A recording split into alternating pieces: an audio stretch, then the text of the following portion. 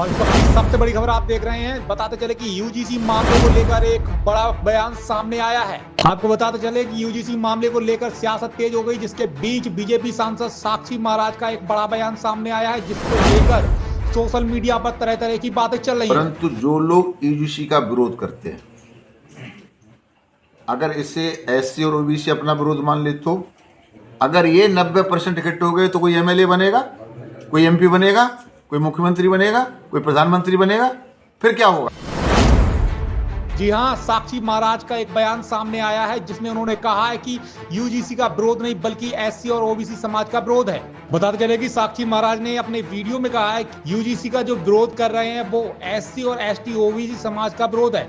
उन्होंने यह भी कहा कि इसे सवर्ण समाज के खिलाफ नहीं देखा जाना चाहिए और किसी भी वर्ग के विरोध की राजनीति से बचना चाहिए। वही साक्षी महाराज ने आगे कहा कि जरा सोचिए, अगर 90% एससी और ओबीसी एक तरफ हो गया तो क्या होगा? क्या कोई मुख्यमंत्री, क्या कोई प्रधानमंत्री, क्या कोई विधायक या एमएलए बन सकता है? अगर ये 90% इकट्ठे हो गए तो कोई एमएलए बनेगा, कोई एमपी बनेगा, कोई मुख्यमंत्री बनेगा, कोई प्रधानमंत्री बनेगा, फिर क्या होगा? इस बयान के जरिए उन्होंने सामाजिक संतुलन बनाए रखने की अपील की है।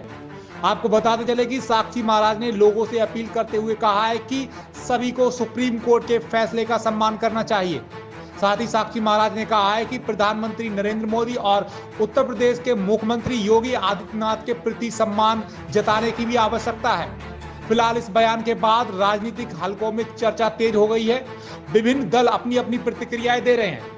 जी हां, इस वक्त की आप सबसे बड़ी खबर देख रहे हैं केवी टाइम्स न्यूज 24 पर, जहां पर यूजीसी मामले को लेकर सियासत तेज हो गई है। बीजेपी सांसद साक्षी महाराज का एक बयान सामने आया है, जिसमें उन्होंने कहा है कि यह विरोध यूजीसी का नहीं बल्कि एससी और ओबीसी समाज का विरोध है। सवर्ण समाज से उन्होंने अपील की है कि इसे सवर्ण समाज अपने खिलाफ नहीं देखना चाहिए।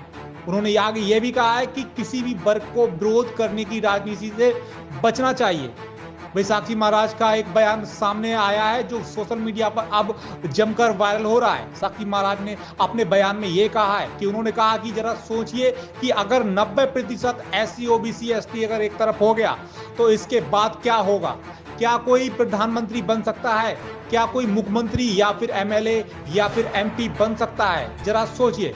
इस बयान के बाद सोशल मीडिया पर लोग अपनी अपनी प्रतिक्रियाएं दे रहे हैं और फिलहाल इस बयान के बाद राजनीतिक दलों में चर्चाएं तेज हो गई हैं। परंतु जो लोग यूजीसी का विरोध करते हैं, अगर इसे एससी और ओबीसी अपना विरोध मान ले तो यूजीसी के लोग इकट्ठे हो रहे हैं, समझ में आ रहा है जी। अगर ओबीसी और यूजी और एससी के इकट्ठे हो गए तब अगर ये 90% इकट्ठे हो गए तो कोई एमएलए बनेगा, कोई एमपी बनेगा, कोई मुख्यमंत्री बनेगा, कोई प्रधानमंत्री बनेगा, फिर क्या होगा? इसलिए इस मामले को इतनी तूल नहीं देनी चाहिए जितना सवर्ण समाज दे रहा है। मोदी पर विश्वास करना चाहिए, योगी पर विश्वास करना चाहिए।